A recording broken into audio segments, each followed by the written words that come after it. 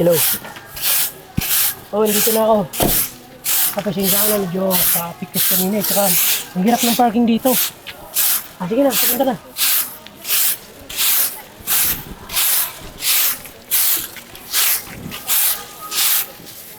May bag. Huling ko si sir. Nakalayo na.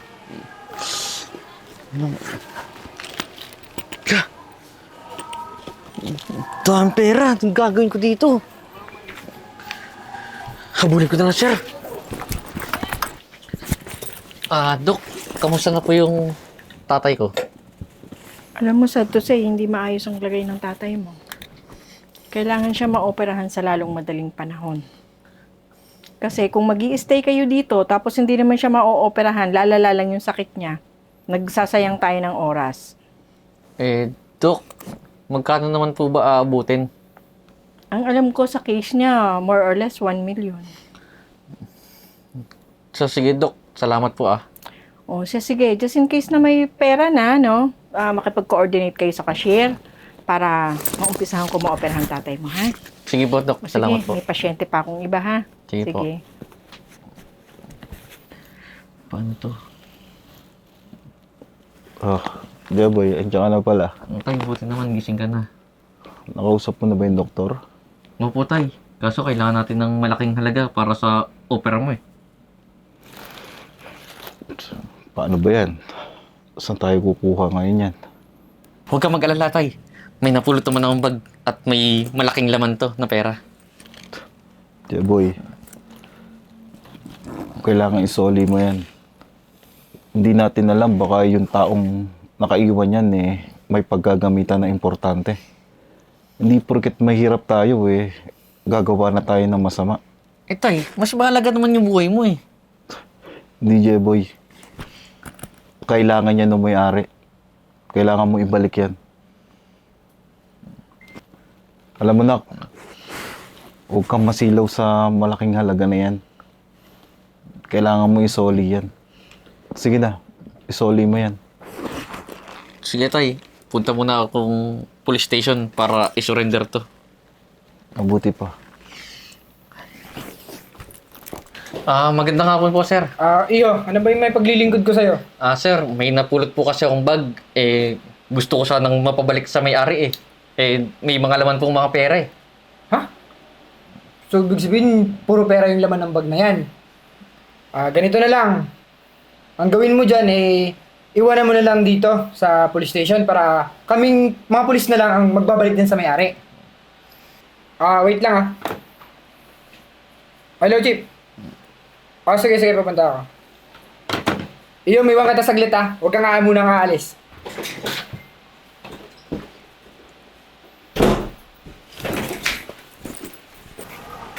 Nasaan na kayo yung bag niyo? Dito ko lang iniwan eh.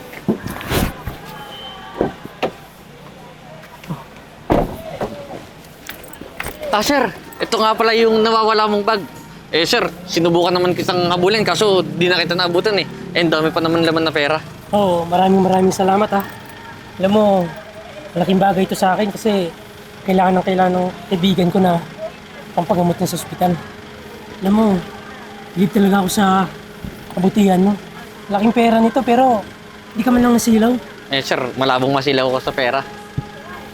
Teka lang, sir Kasi yung bag na to, sir, tinakbo na itong taong to, sir Magnanakaw to, sir Opo, sir, teka lang. Sa totoo niyan, galing na akong presinto. At siya rin yung pulis na pinagdudaan ko kasi gusto niyang kunin yung pera mo. Oo sir, akin na po yung bag niyan. Sa akin po ito eh. Sa katunayan nga, binalik niyo sa akin yung bag ko. Alam mo sir, mabuting tao naman to bakit ito yung inuuli niyo? Sir, mawalang galang na po bukod po kasi sa batas natin, sir, kailangan pag sinorender yung nawalang gamit sa presinto, pulis po yung magbabalik sa mayari. Sir, nakita niyo naman di ba? Sa akin niya na sinurrender. Dapat hindi ito yung inuuli niyo. Alam mo magandang loob na yung tao tapos huli niyo pa. Sir, tigilan mo to O baka gusto niyo, kayo yung i-demand ako. Attorney ako sir. Sir, pasensya na, sir Ako, sensya ka na dun sa pulis Napagkamalan ka tuloy na bunakaw. Kaya nga, sir, hayaan mo na yun. Nga pala, mas mabuti pa, pwede bang samahan mo muna ako dun sa kaibigan ko? Eh, padalhin ko tong pera para sa kanya eh. Ano siya? Sige po, sir. Ano?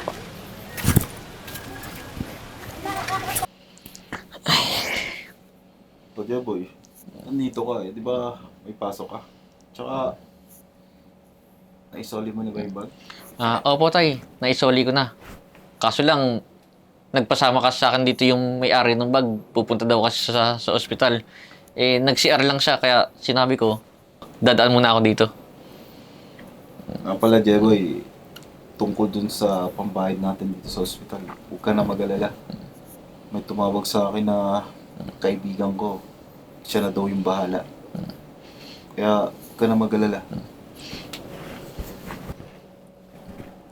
Oh, sir!